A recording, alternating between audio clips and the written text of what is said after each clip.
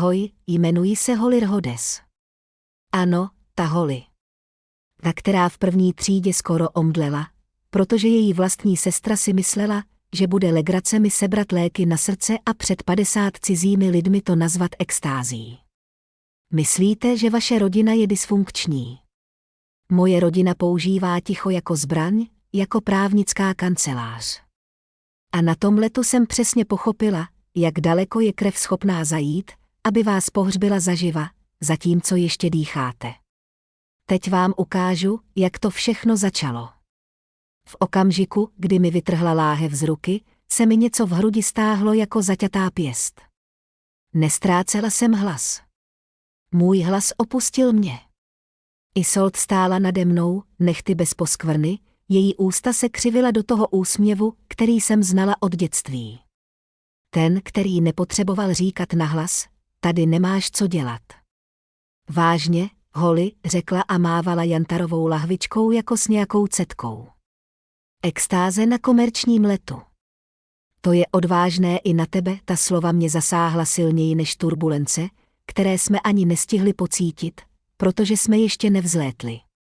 Seděla jsem zmrzlá, bezpečnostní pás už zapnutý, ruce jsem tiskla k opěradlu s takovou silou, jakou používáte, když se snažíte neplakat na veřejnosti.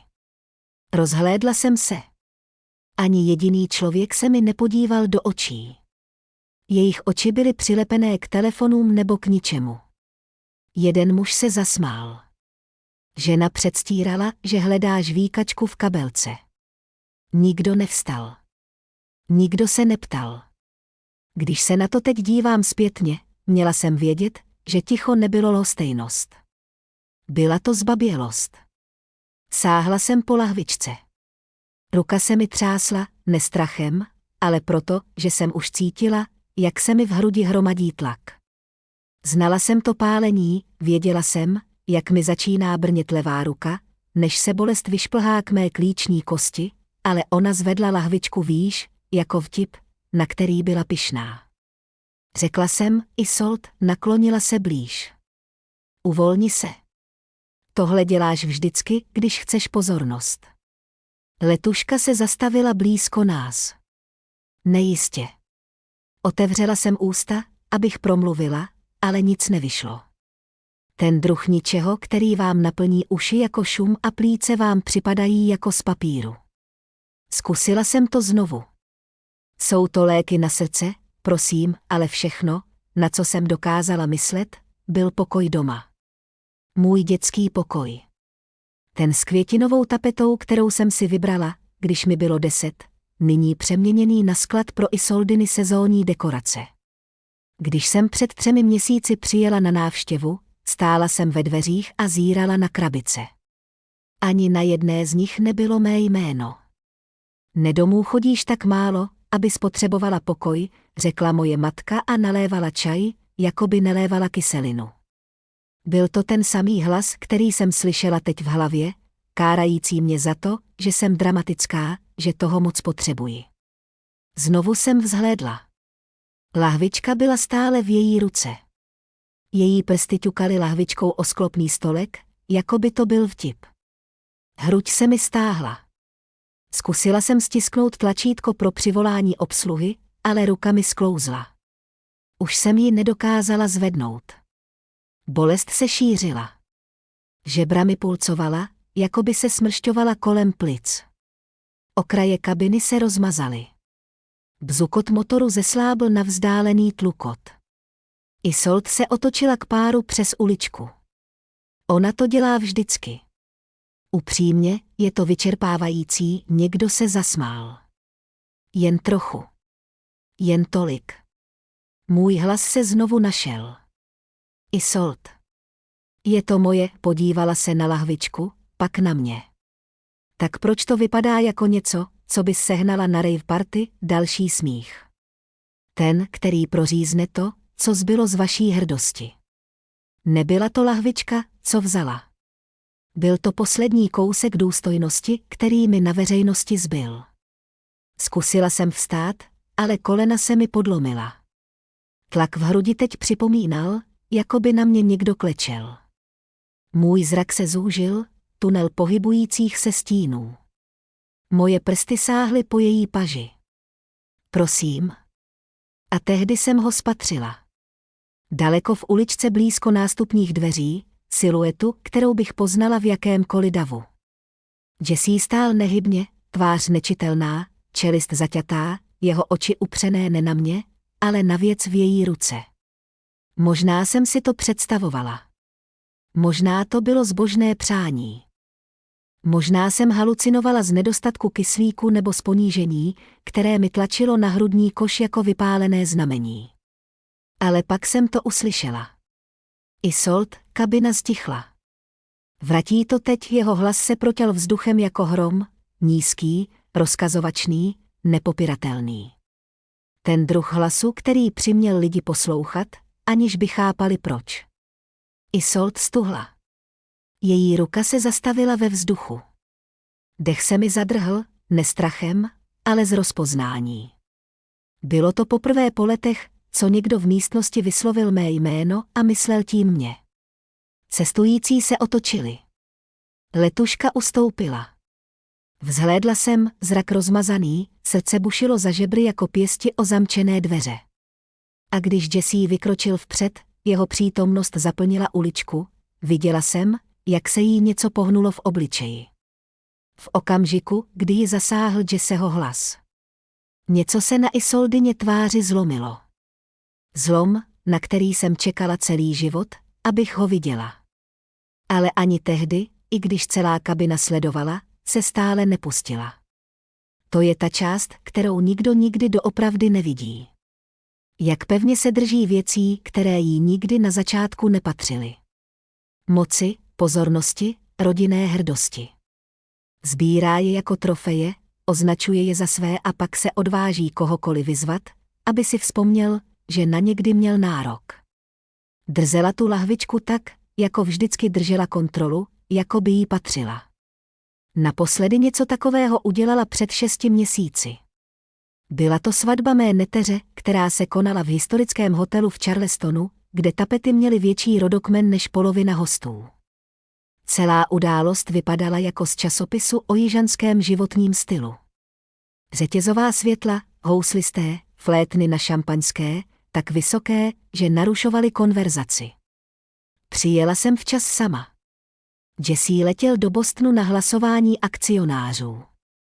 Vstoupila jsem, tichá postava v námořnickém saténu, a následovala uvaděče ke stolu zastrčenému za mramorovým sloupem, vtěsnanému blízko cedule s toaletami a kuchyňských dveří.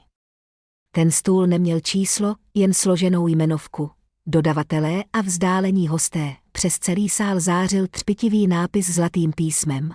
Rodina Marinů, hlavní sponzor, Isolde pod ním stála jako královna, zdravila lidi, které si sotva pamatovala z vysoké školy, polibky do vzduchu a tlumeným smíchem. Stála jsem u své židle, zírajíc. Neměli tušení, že jsem zaplatila za místo konání.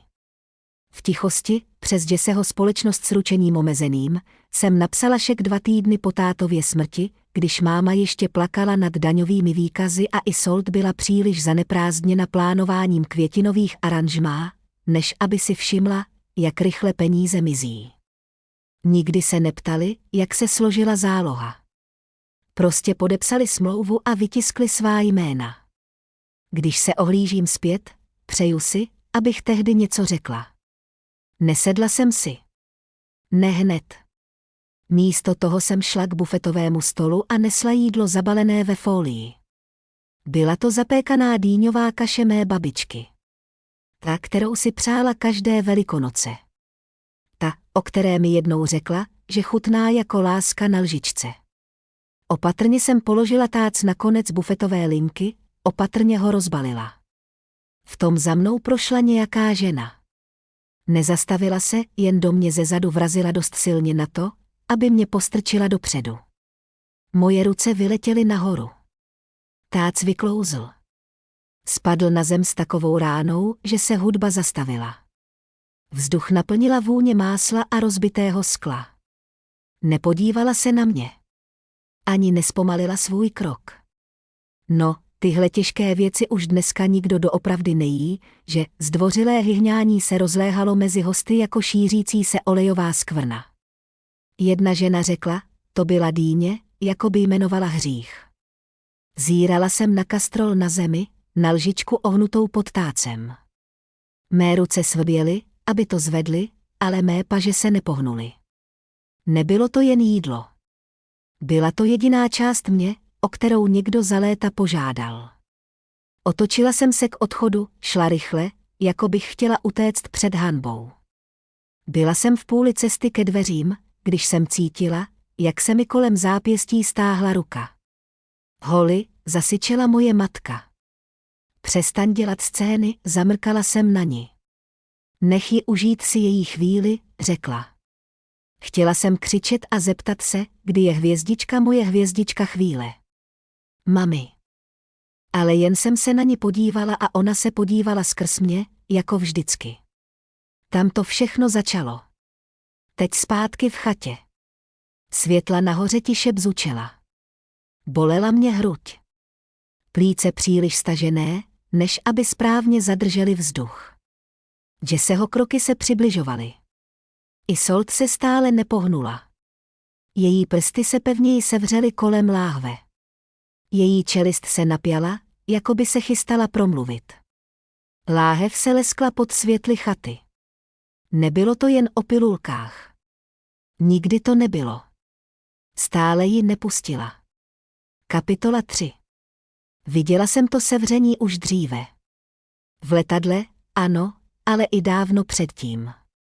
V tanečním sále, u soudu, v tichých koutech matčiny kuchyně, to žilo v každém okamžiku, kdy mi bylo řečeno, abych to pustila, zatímco všichni ostatní se drželi toho, co kdysi bylo moje. A nějakým způsobem mě ta vzpomínka následující ráno pronásledovala domů a usadila se vedle mě jako stín, který jsem nikdy nepozvala. Při východu slunce jsem seděla ve svém obývacím pokoji se šálkem heřmánkového čaje, kterého jsem se sotva dotkla. Dům byl také tichý. Tichý, takový ten klid, při kterém váš vlastní dech zní rušivě. Zapnula jsem vzpomínkové video, které zveřejnili online, něco, co rodina hrdě šířila na Facebooku a posílala ve skupinových zprávách, jejichž součástí jsem nebyla.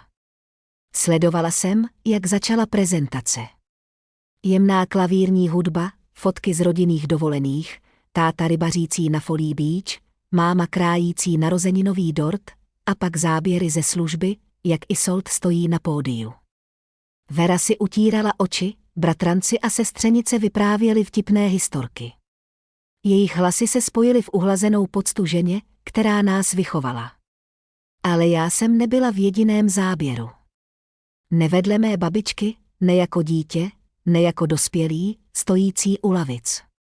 Dokonce mě ořízle i ze skupinových fotografií, kde jsem tam stála, usmívala se a vzpomínala. Cítila jsem, jak se mi napjala čelist, když kamera přejela po tvářích, které pro mě kdysi znamenaly všechno. Měli ji uctít, zašeptala jsem. Všechno, co jsem viděla, bylo, jak uctívají sami sebe, když se teď ohlížím zpět, byl to první okamžik, kdy jsem si uvědomila, že žal lze přepsat, a pero obvykle drží ti nesprávní lidé. Nevěděla jsem, co mě čeká dál. V 30. sekundě jsem video pozastavila. Nechtěla jsem vidět víc, ale mé oči zůstaly přilepené k obrazovce. Stále jsem čekala, až se objevím. Jediný obrázek, jediný okamžik, který by dokázal, že jsem tam patřila. Místo toho jsem viděla Isolt, jak drží babiččinu ruku v nemocnici. Mámu, jak jí češe vlasy, sestřenici sedící u její postele, ale nikdy mě. Neměla si v tom být, řekl mi Jesse kdysi tiše poté, co viděl první sestřih. Úmyslně tě vystříhali, tehdy jsem si myslela, že přehání. Nechtěla jsem věřit, že by mě moje vlastní rodina mohla vymazat z jediného s Bohem, které mělo smysl. Ale když jsem teď sledovala video, sevřel se mi žaludek a něco uvnitř mě se skroutilo jako lano příliš silně utažené. Vystříhali mě, zopakovala jsem nahlas. Slyšet to vlastním hlasem mi připadalo jako polikat rozbité sklo. Tam to všechno začalo. Ruka se mi třásla, když jsem přeskakovala projevy. Kamera se zaměřila na bezchybné držení mé sestry, její nacvičené slzy, její hlas se třásl ve všech správných okamžicích. Dramaticky si zakryla ústa a řekla, babička pro mě znamenala všechno, dav zamumlal. Někdo plakal. Znovu jsem stiskla pauzu. Všechno pro tebe, zamumlala jsem si pod nosem. Vždyť si tam ani nebyla ten den, kdy spadla, vzpomínka mě tvrdě zasáhla před 12 měsíci. Byla jsem na parkovišti v práci, když mi zabzučel telefon. Byla to zpráva od bratrance, poslaná o 2 hodiny příliš pozdě. Babička je pryč. Pohřeb brzy. Je nám líto, že si nemohla dorazit, pamatuji si, jak jsem běžela terminálem na letišti. Zadýchaná, srdce mi bušilo. Lety byly plné, zpožděné, zrušené, když jsem dorazila na hřbitov. Židle byly složené. Květiny odstraněné, stan pryč. Zůstal jen kus rozrušené země a řada stop blednoucích v trávě. Máma mě potkala u brány. Nemysleli jsme, že to stihneš, řekla. Isolt nám řekla, že máš konferenci. To jsem nikdy neřekla. Ani jednou, proč mi nikdo nezavolal, zeptala jsem se jí. Můj hlas zněl, jako by patřil někomu jinému. Někomu menšímu. Máma se na mě podívala s mírným zklamáním. Nikdy jsem nechápala, předpokládali jsme, že jsi moc zaneprázdněná. Vždycky si zírala jsem na čerstvou zeminu. Ani jsem nevěděla, že je zase nemocná, máma pokrčila rameny. Nechtěli jsme ti, znepokojuješ mě. Když se ohlížím zpět, oni mě nikdy netrápili, protože na mě nikdy nepomysleli. Nevěděla jsem, co mě čeká dál. Když vzpomínka vybledla, ocitla jsem se stát na chodbě. Ani si nepamatuji, že bych tam šla. Moje nohy mě musely nést instinktivně, jako by věděli, co potřebuji vidět, dřív než já sama. Rodinná galerie na stěně se táhla přes celou chodbu, stříbrné rámečky v úhledných řadách, sbírka pečlivě vytvářená po desetiletí. Můj pohled spočinul na nejnovějším rámečku, velké rodinné fotce pořízené na den díků vzdání. Vzpomněla jsem si, jak jsem na té fotce stála vedle tety. Měla jsem na sobě zelený svetr, který jsem si na ten den koupila. Vzpomněla jsem si, jak jsem se smála, protože táta pořád mrkal. Vzpomněla jsem si, že jsem byla součástí toho okamžiku. Ale v zarámované verzi jsem tam nebyla. Přistoupila jsem blíž. Okraje byly příliš čisté, příliš přesné. Dokonale mě vystřihli, nechali všechny ostatní nedotčené, s kompletními úsměvy. Nebylo na mě zapomenuto. Řekla jsem tiše. Byla jsem vyškrtnuta. To slovo viselo ve vzduchu, těžké a přesné. Usadilo se mi v kostech. Dech se mi zatajil v krku a opřela jsem se dlaní o zeď, abych získala stabilitu. Každý pokoj v tomto domě kdysi uchovával kousek mě. Fotky, ročenky, deka, kterou ušila babička. Ale pomalu, strategicky, bylo vše, co se mnou souviselo, odstraněno z vyprávění. Vidět to takto odhalené bylo, jako bych četla svůj vlastní nekrolog, zatímco jsem ještě dýchala. Dlouho jsem tam stála a zírala na fotku, která předstírala, že jsem nikdy neexistovala. Nakonec se ranní slunce posunulo skrz žaluzie a vtáhlo mě zpět do přítomnosti. Otřela jsem si ruce do županu a odvrátila se. A pokud jsem už v jejich vzpomínkách neexistovala, možná bylo na čase stát se nezapomenutelnou někde jinde. Začalo to bílým stanem a flipchartem. Jednoduché, neškodné, téměř slavnostní. Kdybyste nevěděli nic lepšího, Jessie a já jsme vešli na zahradu krátce po 2. hodině. Typická charlestonská neděle, při které byste uvěřili, že i z tvrdé země může stále vyrůst něco jemného. Ale to, co kvetlo pod tou markýzou, nebyla jemnost. Byl to plán, ale ne takový, jehož součástí jsem kdy měla být. Isolt stála před flipchartem, jako by byla zvolena královnou rodinného fondu. Její podpatky se nebořily do trávy tak jako ty mé. Její hlas se nesl jako hlas faráře během svátečního kázání. Rozšiřujeme rodinný majetek o 2 nové nemovitosti, řekla a ukázala na stojan.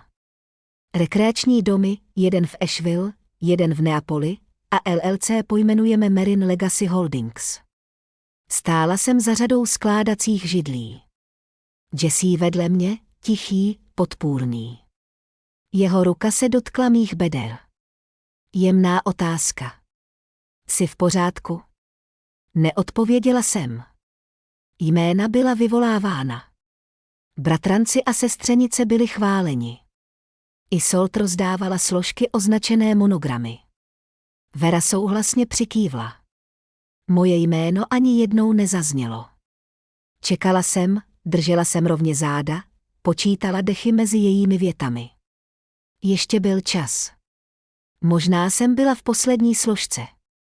Možná si mě šetřila na něco jiného, něco smysluplného. Ale pak zavřela Flipchart. A to je návrh na realokaci fondu pro toto čtvrtletí. Vítr šuměl v listech magnolie za mnou. Nikdo si nevšiml, že jsem nic neřekla. Nikdo se nezeptal, jestli mám něco na srdci. Vymazali mě z minulosti. Teď mě vyškrtávali z budoucnosti. Neřekla jsem nic zpočátku, jen jsem pomalu šla dopředu, podpatky klapaly o dlažební kámen. Vera se zavrtěla na židli, očividně jí to bylo nepříjemné. Promiňte, řekla jsem hlasem vyrovnaným, téměř odtažitým. Nejsem součástí tohoto plánu. Isolde zamrkala, pak se usmála. Jen jsme předpokládali. Myslím, vy s Jessem teď máte svůj vlastní svět, že? Vera se rychle vložila do řeči, jako by odháněla napětí. Zlato, nechtěli jsme tě s tím vším zatěžovat. Vždycky si působila odtažitě. Otočila jsem se k Jessemovi. Ani se nezachvěl. Jen jednou přikývl, tiché, pokračuj. Není to zátěž, být brán v úvahu, řekla jsem. Je to základní úcta. Isolde pokrčila rameny. Jsi tak citlivá v poslední době. Holly. Nikdo jiný nepromluvil. Ani bratranci a sestřenice, jejich životy jsem nejednou tiše financovala. Byla jsem obklopena ústy, která se uměla usmívat, ale nikdy nevyslovila pravdu. Když se ohlížím zpět, to byl ten okamžik, kdy jsem přestala čekat na pozvání. Nevěděla jsem, co mě čeká dál. Sáhla jsem do kabelky a vytáhla telefon, otevřela rodinnou skupinovou konverzaci, jenže ta tam nebyla. Hledala jsem už nesčetněkrát, ale tentokrát jsem to otevřela před všemi. Tak mi řekněte, řekla jsem, proč už nejsem ve skupinovém chatu. Vera sklopila pohled.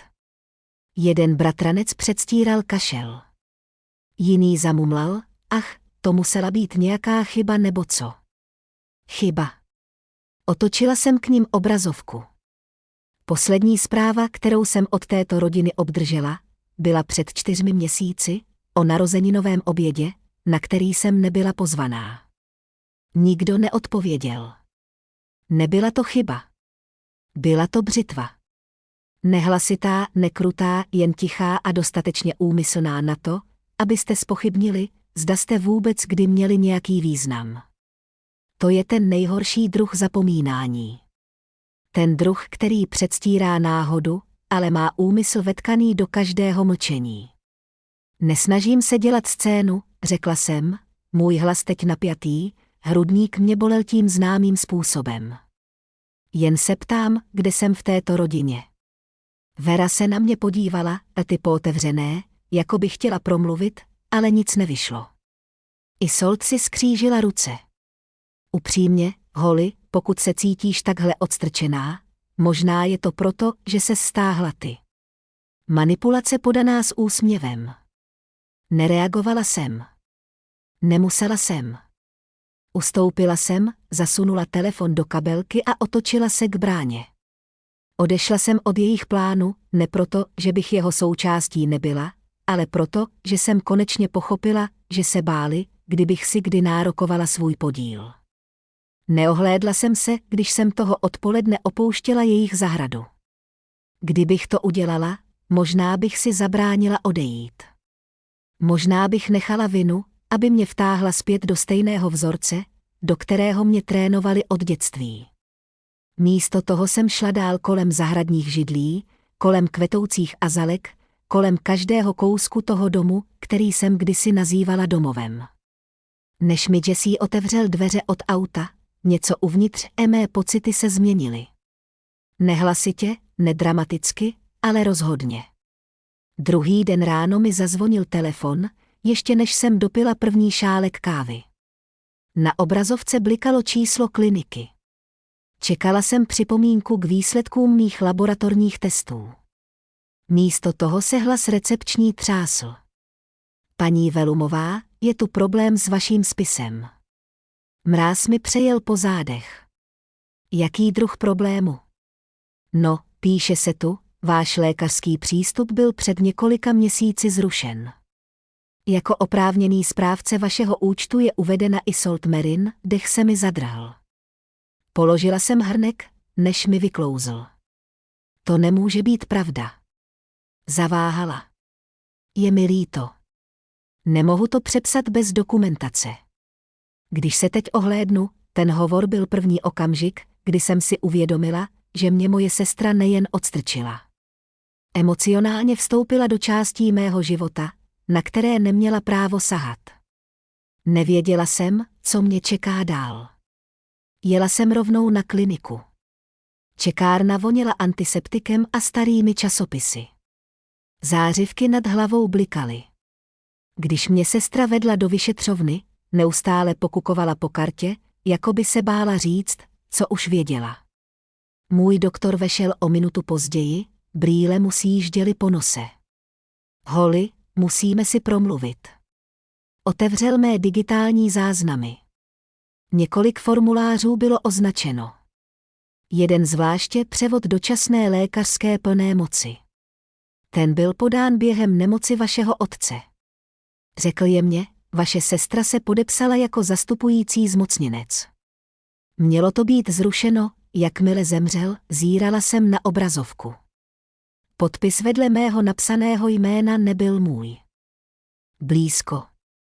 Přesvědčivé, ale nemé. To je padělek, zašeptala jsem. Jednou pomalu přikývl. Tušil jsem, že jste to neschválila. Něco mě píchlo za žebry. Vztek se mísil s ponížením, usazoval se jako tíha, kterou jsem nevěděla, jak zvednout.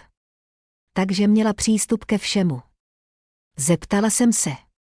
K pojištění, předpisům, rozhodnutím. Řekl ano. Zavřela jsem oči. Nejenže mě vymazali. Převzali kontrolu nad částmi, které člověk stále potřeboval k přežití. Tam to všechno začalo. Když jsem odešla z kliniky, slunce mi připadalo příliš jasné. Jakoby si město neuvědomovalo, že se můj svět naklonil. Jela jsem do Jesseho kanceláře, aniž bych volala. Prošla jsem kolem jeho asistentky přímo k jeho dveřím. Zvedl hlavu od stolu a okamžitě přečetl bouři v mém výrazu. Co se stalo, zeptal se. Podala jsem mu vytištěné formuláře, které mi dal doktor. Prohlížel si je, čelist se mu napěla. Překročila hranici, zamumlal právnickou frázi. Nemluvila jsem. Nevěřila jsem svému hlasu. Zvedl telefon a vytočil Amose Beltrana, právníka, který se staral o otcovu pozůstalost. Během několika sekund Amos zvedl. Amosi, řekl Jesse, potřebujeme objasnění závěti Clarkarda, té legitimní verze, ticho. Pak Amos povzdechl. Na to jsem čekal, požádal nás, abychom ho dali na hlasitý odposlech. Poslední platná závěť, kterou váš otec podepsal, jmenovala Holly a Isolde jako rovnocenné příjemce. To byl konečný dokument, který jsem připravil podle jeho pokynů, polkla jsem. Ale to není závěť podaná u soudu. Ne, ta, která byla předložena k projednání pozůstalosti, byla pozměněna. Digitální kopie s elektronickým podpisem, která nebyla legálně získána, hrdlo se mi stáhlo. A nikdo to nespochybnil. Byl tam tlak, řekl opatrně. Vaše sestra trvala na tom, že to představuje přání vašeho otce. Nevěřil jsem mu, že by byl v jeho stavu schopen provést takové změny, Jesse se naklonil dopředu. Říkáte, že závěť byla změněna bez řádného souhlasu? Ano, odpověděl Amos. A Holly, váš otec nikdy nezrušil váš podíl. Ani jednou, na okamžik jsem nemohla dýchat. Ne z paniky, ne ze šoku, ale z něčeho hlubšího. Bolest, kterou jsem v sobě nosila tak dlouho, že jsem nepoznávala její tvar. Nebyla jsem vyškrtnuta, zašeptala jsem. Byla jsem okradena. Nikdo se nehádal. Nikdo se to nesnažil zmírnit.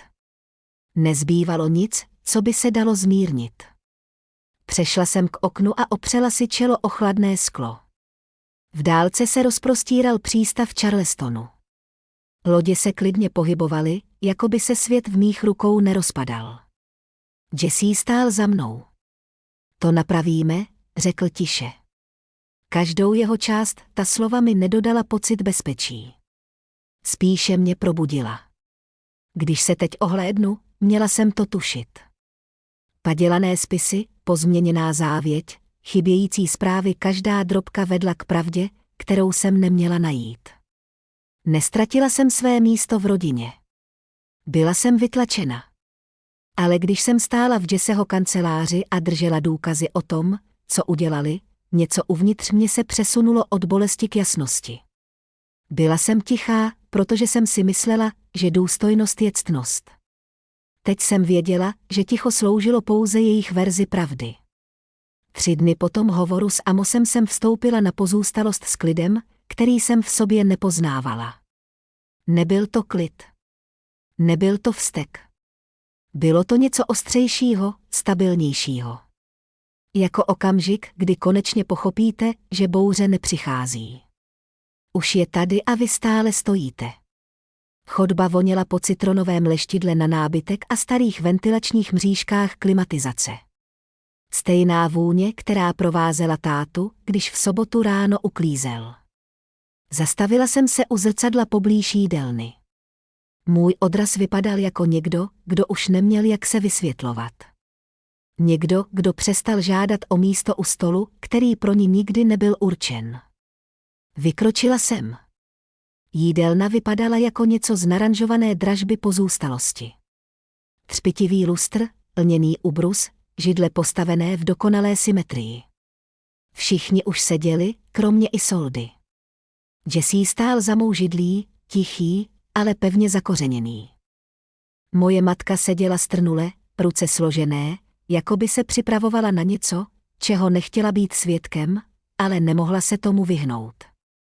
Děkuji, že jste přišli, řekla jsem a udržovala hlas klidný. Potřebujeme si pár věcí vyjasnit, když se teď ohlédnu, měla jsem vědět, jak moc nenáviděli jasnost. Nevěděla jsem, co mě čeká dál.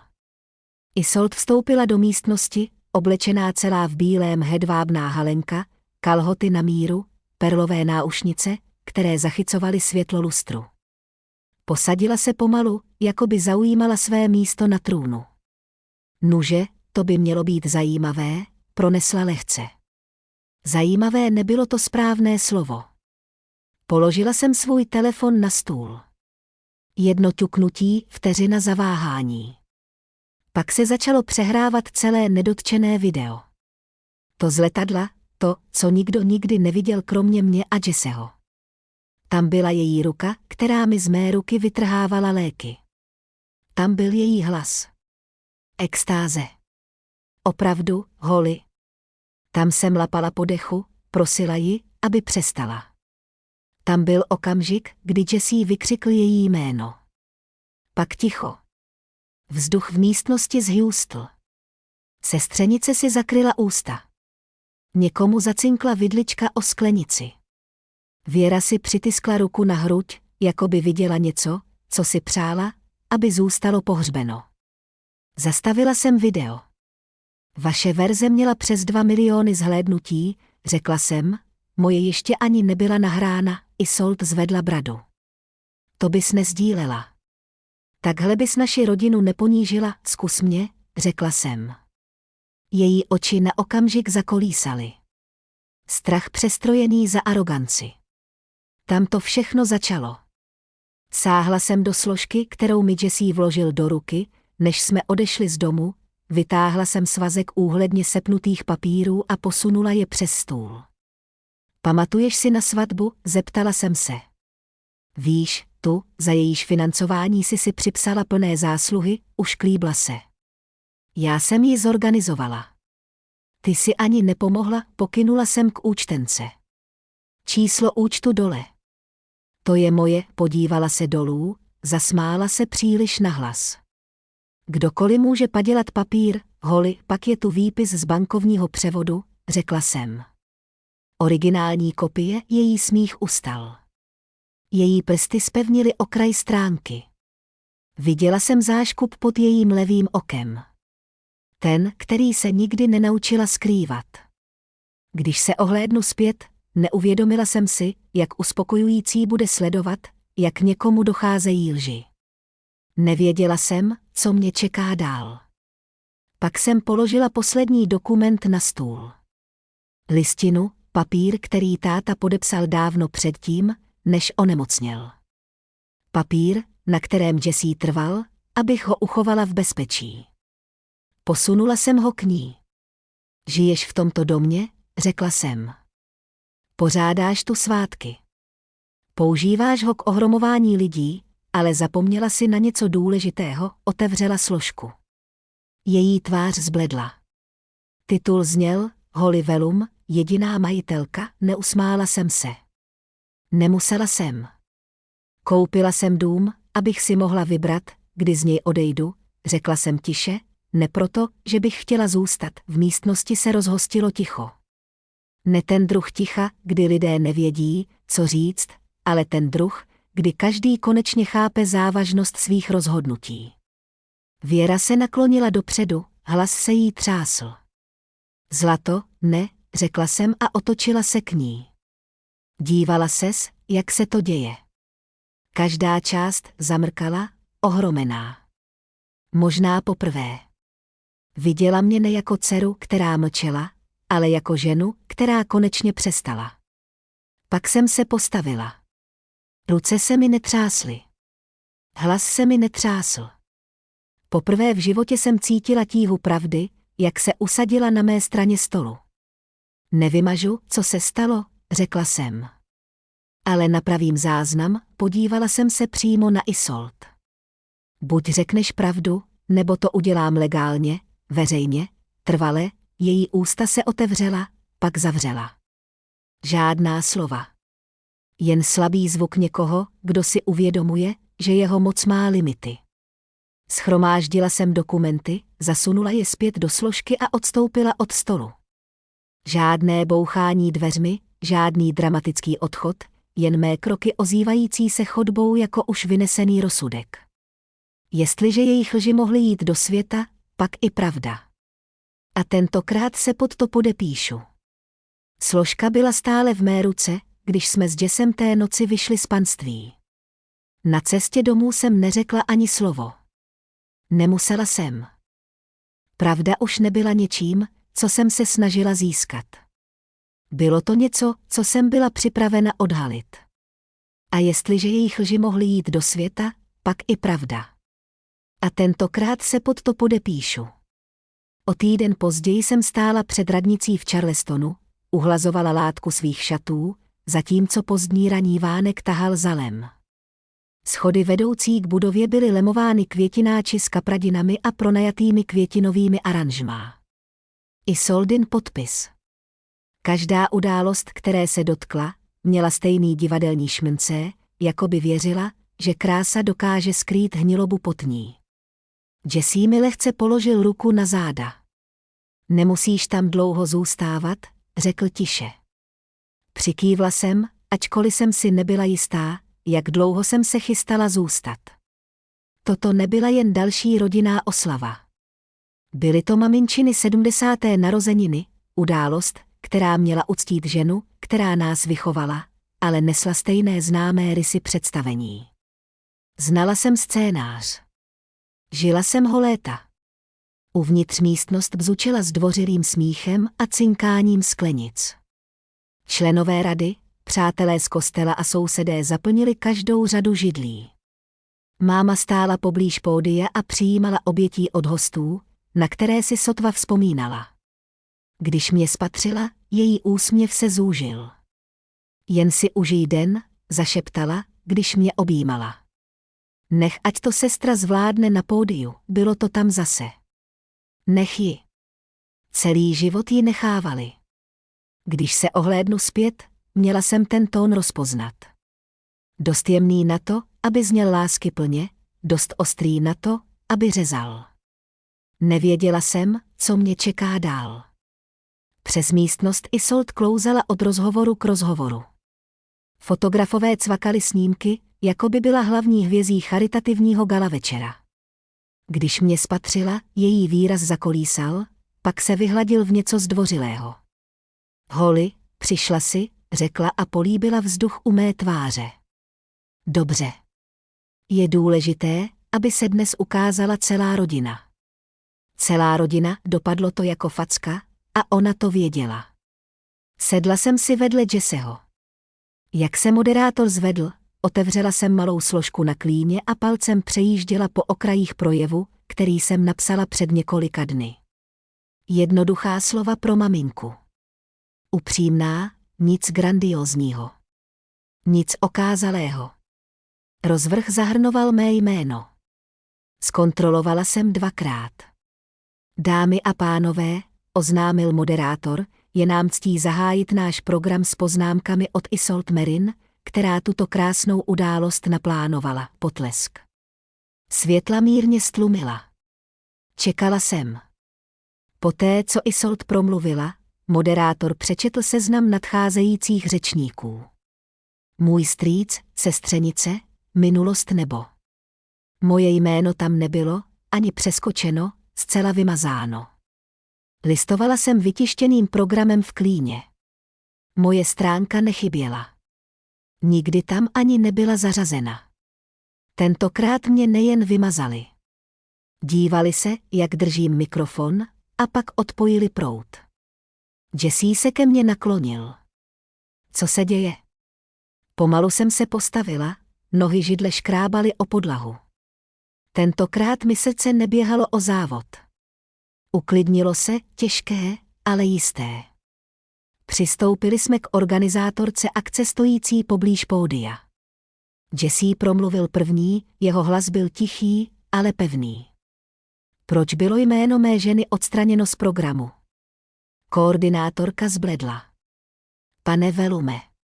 Bylo mi řečeno, že došlo k rodinnému sporu a že je nejlepší, aby dnes veřejně nemluvila. Kým? Zeptal se Jesse. Polkla. Nemohu to říct. Nemusela. Už jsme to věděli. Tam to všechno začalo. Než jsem stačila promluvit, zazvonil mi telefon. Oznámení z místního lifestyleového blogu. Pak další a další.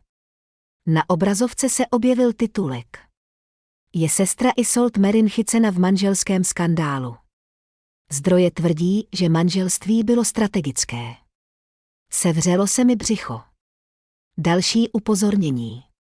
Anonymní zdroj uvádí, že Holly Rhodes se provdala za peníze pro výhodu. Jesse viděl titulek přes mé rameno.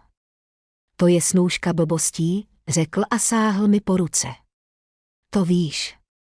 Ale už jsem věděla, kdo to vyzradil. Pokud mě nemohli odstranit potichu, pokusí se mě hlasitě ponížit. Narovnala jsem ramena. Něco ve mně zapadlo na své místo. Stará bolest se proměnila v něco pevnějšího. Aniž bych čekala na svolení, vykročila jsem k pódiu. Moderátor zamrkal, zmatený, když jsem vzala mikrofon ze stojanu. Otočila jsem se k místnosti. Moje rodina, lidé, kteří mě léta přepisovali. Někteří lidé chtějí zdědit odkaz, začala jsem. Můj hlas se netřásl. Jiní ho chtějí upravit. Já jsem tu, abych ho obnovila. Místnost stichla. Dokonce i kamery se zastavily. Otočila jsem se k mámě. Naučila si mě říkat pravdu, i když to bolí. Doufám, že dnešek tě naplní hrdostí. Pak jsem se podívala na Jesseho. Můj manžel nikdy nemluvil za mě, ale vždy stál po mém boku. Jesseho oči zjemněly. Koordinátorka nervózně vykročila vpřed, nejistá, zda zasáhnout. Položila jsem mikrofon zpět do stojanu. Děkuji za poslech, řekla jsem. Je to už dávno potřeba, sešla jsem z pódia, nespěchala jsem, nebyla jsem otřesena. Každý krok mi připadal jako znovuzískání půdy, kterou jsem dávno ztratila. Neskradla jsem si pozornost. Znovu jsem si ji vzala, protože jsem skončila se stáním ve tmě. Netřásla jsem se, když jsem opouštěla pódium radnice. Cítila jsem, jak se mnou pohybuje něco stabilnějšího, jako řeka, která konečně nachází svůj správný tok. Ten okamžik, kdy jsem stála před lidmi, kteří se na mě kdysi dívali, jako bych byla průhledná, něco ve mně urovnal. Už jsem nežádala, abych byla viděna. Dělala jsem se viditelnou.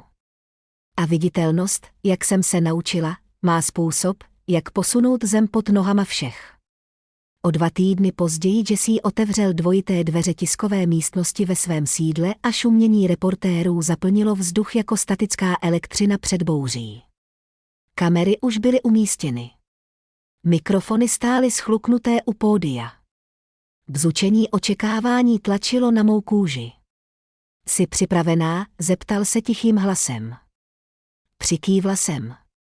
Byla jsem připravená už léta, společně jsme vstoupili do místnosti. Světla byla jasnější než cokoliv na radnici, dost jasná na to, aby prořízla přetvářku, dost jasná na to, aby vytáhla pravdu na světlo. Cítila jsem puls v krku, ale ne strachem, spíše jako rozpoznání. Toto byl okamžik, ke kterému vše směřovalo. Amos Beltran stál blízko první řady, kožená složka zastrčená pod paží. Věnoval mi malé kývnutí, vážné, stabilní, téměř ochranitelské. Zaujala jsem své místo vedle pódia, zatímco Jesse upravoval mikrofon. Dobré ráno, začal Jesse. Jeho hlas se nesl místností s klidnou autoritou, která přiměla reportéry naklonit se dopředu. Děkuji, že jste zde. Existují záležitosti veřejného zájmu, které chceme s mou ženou jasně řešit, odstoupil stranou, aby Amos mohl předložit dokumenty. Jeden po druhém je pokládal na pódium. Nejprve, řekl Amos, toto je originál závěti zesnulého Clarka Rhodese, podepsáno jeho rukou. Jmenuje obě dcery stejně. Blýskaly se fotoaparáty, pera horečně škrábala. Sevřely se mi plíce, ne panikou, ale něčím blízkým zadostiučinění. Za druhé, pokračoval Amos. Toto je časová osa ukazující neoprávněný lékařský přístup neoprávněnou stranou, včetně manipulace s pojištěním a zfalšované plné moci. Šumění se rozneslo místností. Šepot důsledků. A nakonec, řekl a položil poslední sadu dokumentů. Toto jsou ověřené záznamy o vlastnictví majetku Rhodes. Existuje jeden právoplatný vlastník. Její jméno je Holly Rhodes Velum, pomalu jsem vydechla. Pohled na ty papíry mi připadal jako znovuzískání letdechu, o kterém jsem si neuvědomila, že jsem ho zadržovala. Jesse se vrátil k mikrofonu. Nejsme tu, abychom někoho trestali, řekl. Jsme tu, abychom uvedli věci na pravou míru. Moje žena mlčky prošla ohněm. Už nebude mlčet, otočil se k fotoaparátům, jeho pohled se narovnal. Pokud je to rodina, z níž byla vymazána, postavíme kolem ní novou, když to řekl veřejně, nahlas, bez váhání, něco to ve mně udělalo. Ne ten druh věci, který vás rozpláče, ale ten, který vám připomene, jaké to je, mít pevnou půdu pod nohama po letech chůze po tenkém ledě.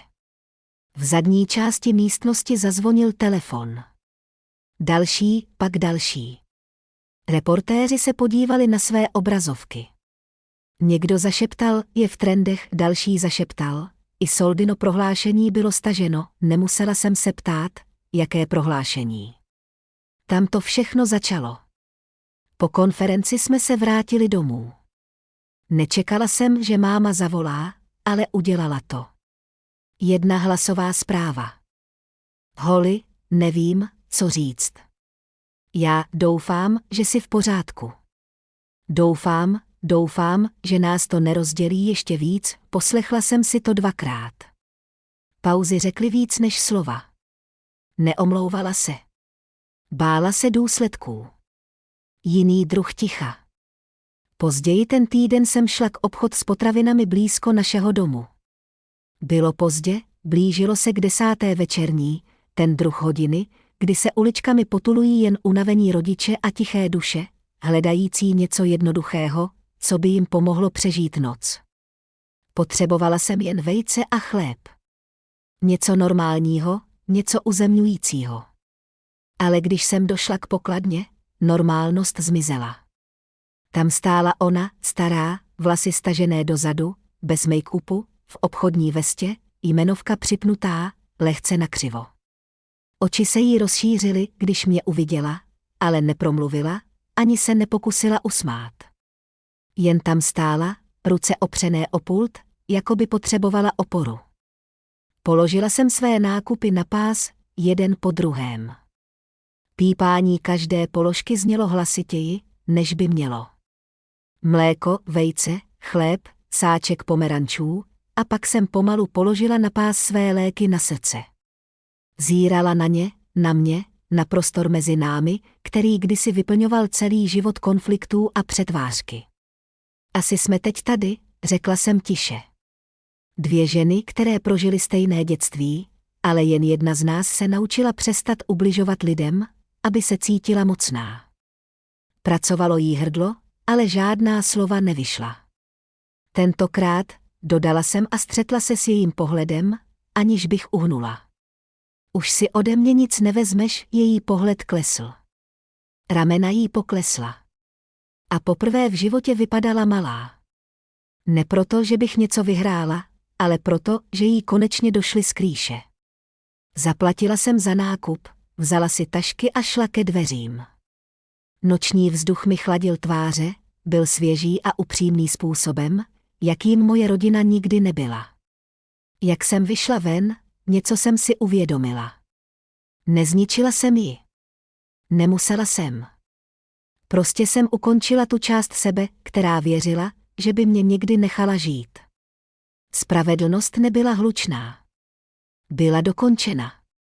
Spravedlnost nebyla hlučná. Byla dokončena. Ta slova mě doprovázela domů jako měkká ozvěna. Taková, která po mně nic nechtěla. Taková, která nebolela. Po všem, co se stalo, jsem cítila, jak se mi na hrudi posunula váha. Nestratila se, ale usadila se na místo, které jsem konečně dokázala nést bez chvění. O 2 dny později jsem seděla ve svém obývacím pokoji. Mém skutečném obývacím pokoji, ne ve verzi domova, do které jsem se kdysi snažila zapadnout. Ranní světlo se venku vznášelo přes okraj mokřadu, dotýkalo se stěn jemně, téměř jako by žádalo o svolení vstoupit. Opřela jsem se o pohovku, objala rukama teplý hrnek a nechala ticho, aby se kolem mě usadilo. Tady to působilo upřímně. Žádné předstírání, žádná obvinění, nikdo nepřepisoval mou roli v rodině. Na krbové římse, vedle svíčky, kterou jsem zřídka zapalovala, seděla zarámovaná fotografie mé babičky. Jediné osoby, která mi kdy řekla, že si nemusím zasloužit místo, kam patřím. Její úsměv na té fotce byl pevný, známý, plný lásky, která se zdála být útočištěm. Když jsem zírala na její tvář, dorazil balíček, doručený osobně. Hnědá obálka, mé jméno napsané úhledným černým inkoustem. Otevřela jsem ji pomalu, cítila jsem posun ve vzduchu, jak se klapka roztrhla. Uvnitř byl dopis od Amose Beltrina. Žádný úvod, žádný právnický žargon, jen jedna stránka. Holly, myslel jsem, že bys to měla mít. Bylo to nalezeno mezi soukromými dokumenty tvého otce, nikdy to nebylo založeno, ale zjevně zamýšleno. Věřím, že chtěl, abys to viděla. Amos, vytáhla jsem papír zastrčený za vzkazem. Tátův rukopis, roztřesený, ale nezaměnitelný, nepodepsaný návrh jeho závěti. Ale bylo to tam, mé jméno zakroužkované modrým inkoustem. Nevedle nikoho jiného, ne jako dodatečný nápad, zakroužkováno jako slib. Zadrhl se mi dech. Nebyl zlomený, nebyl bolestivý, jen skutečný. Chtěl to podepsat. To mi stačilo, zašeptala jsem. Když se na to teď dívám zpětně, ten okamžik něco ve mně přepsal. Neuvědomovala jsem si, co bylo rozervané. Nevěděla jsem, co mě čeká dál. Dům byl tichý, dokud mi na konferenčním stolku nezabzučel telefon. Hlasová zpráva od mámy. Téměř jsem ji neposlouchala, ale něco zvědavost, zvyk, nejslabší nitka naděje mě přimělo stisknout přehrát. Holly, začala. Pauza byla dlouhá. Já předpokládám, že ti dlužím víc než ticho. Ale ticho je všechno, co mi zbylo. Doufám, že jednoho dne najdeš klid v této verzi pravdy, verze. Její slovo, ne moje. Pravda nebyla verze. Byla to volba. Zprávu jsem smazala, ne se zlostí, ale s jasností. Vybrala si své pohodlí před mým místem v rodině. To byla její pravda. Nemusela být moje. Jemné zaklepání mi upoutalo pozornost ke dveřím. Vešel Jesse, nesl 2 hrnky čaje. Myslel jsem, že bys to mohla potřebovat, řekl. Nekázal mi, nekladl otázky, jen mi podal hrnek a posadil se vedle mě, jako by vždycky věděl, že tohle bude náš život.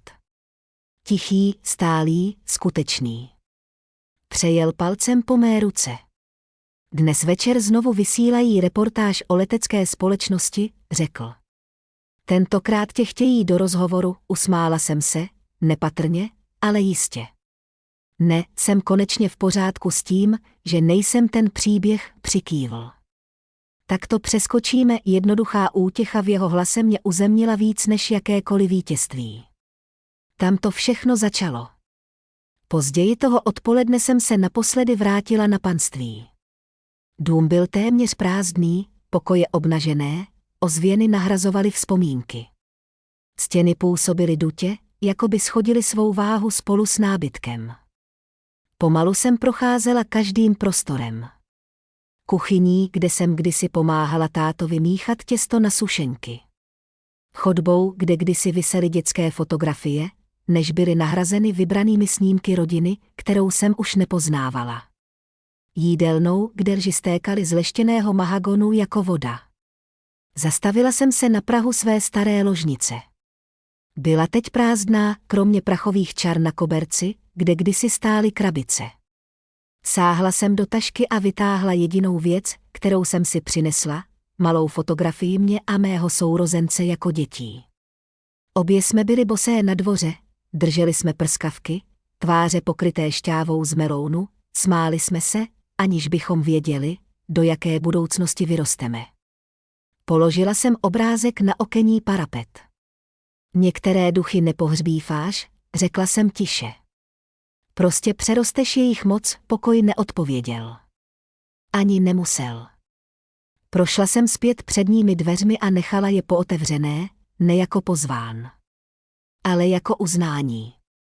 Byla tu kdysi láska, také bolest a kořeny. I ty spletené si zasloužily malé s Bohem. Ten večer doma jsem napsala dopis, adresovaný nikomu. Možná sobě, možná každé ženě, která kdy byla vystřižena ze svého vlastního rodinného příběhu. Nevyhrála jsem. Psala jsem. Nezničila jsem. Jednoduše jsem přečkala. A to je možná ten nejtižší druh síly. Složila jsem stránku, vložila ji do zásuvky nočního stolku a zhasla lampu. Když jsem šla ke dveřím, ohlédla jsem se na jemnou záři, která z místnosti mizela. Dveře jsem za sebou nechala otevřené, ne pro ně, ale pro tu část mě, která nikdy nemohla odejít.